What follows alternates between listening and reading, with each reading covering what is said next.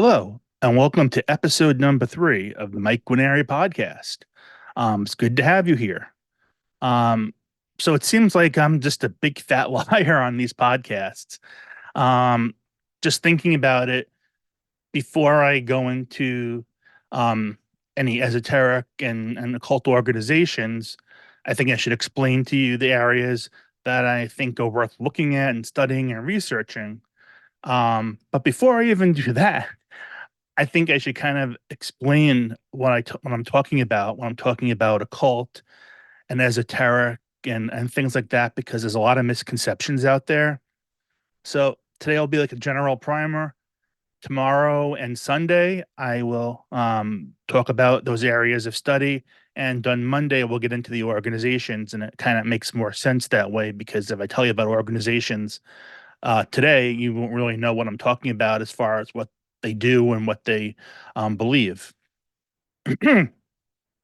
So let's talk about what the word esoteric means. It basically means within. Exoteric means without or outside. Esoteric is usually a term that is used to describe the occult. Okay, so now we have the occult. What does that mean? Well, popular meanings is things like um, demons and devils and sinister things and everything bad, everything that's not part of the Abrahamic religion's tradition, not part of Christianity or Judaism or Islam. Um, but occult, if you look at its root, it actually comes from the Latin word occultus, which means clandestine, hidden, or secret. So to me, occult means knowledge of the hidden wisdom within. So within all of us, we have hidden wisdom.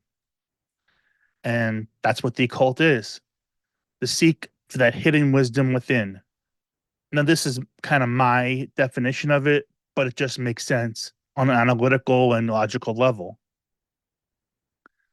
Um, moving on.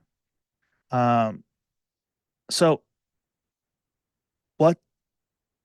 what does occult practices and occult organizations and philosophies and whatever else, what is it?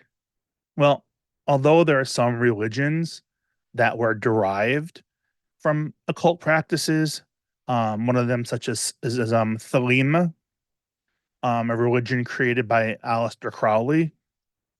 But in reality, the occult is more of a science or a philosophy.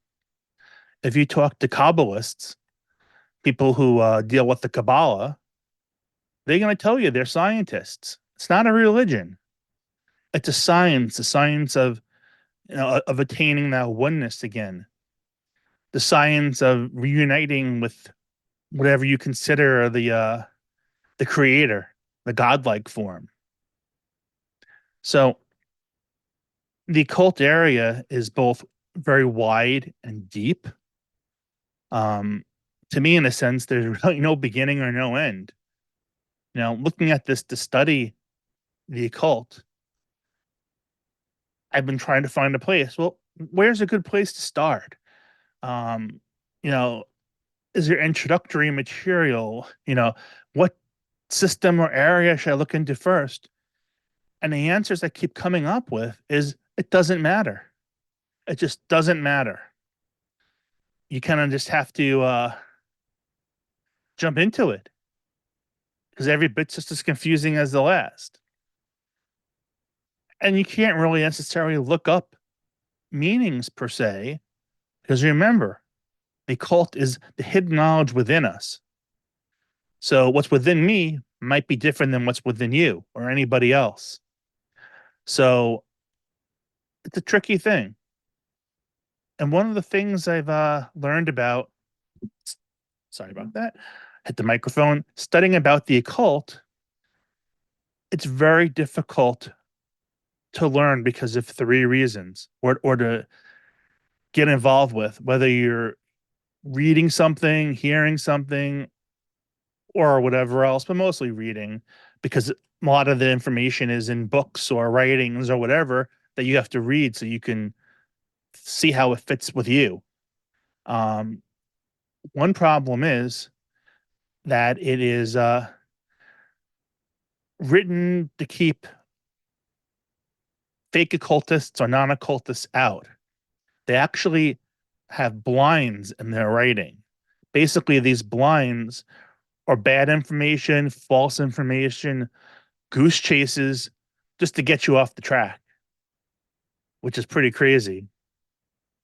Um, Another issue with occultism is that you have to read between the lines, not just read what the words say, but what the author's not saying, what's in between the lines, which can be very difficult to do. Another difficult aspect of studying the occult is that you have to verify everything. Otherwise, it's meaningless. I think it's difficult for occult writers to write because once again, some things they say are there or what it is to them, what they've derived from it, which everybody's mileage will vary. Um, and sometimes people write not knowing what the hell they're talking about. I mean, a lot of what you'll find now on occultism is completely wrong. At some point in time, someone interpreted something as such and such. Someone else read it and copied it, and another person copied that person, and it just expanded to almost be, if it's repeated enough, it's true, but it's not. You have to be prepared to go to the source material. You have to be prepared to research it. You can't take anything that's presented as fact as fact. So those three reasons, studying the occult is difficult. And any person who studies the occult and says it's easy, they're probably lying and maybe not studying the real occult. I don't know. I'm just starting out in this journey, so I have to be able to learn about it and study it and then test things I learn to see if they will provide that anxiety and depression relief to help me and to help you. So that's kind of a little background on the occult and why and how it's esoteric. Um, Tomorrow we will start talking about those different occult areas of study that I'm looking into. It won't be an exhaustive list. Um, 2 days will take. Um, it'll take 2 days time for me to explain the areas I am looking at, and probably take multiples of that to go through the areas I'm not looking at. So until tomorrow, have a great one.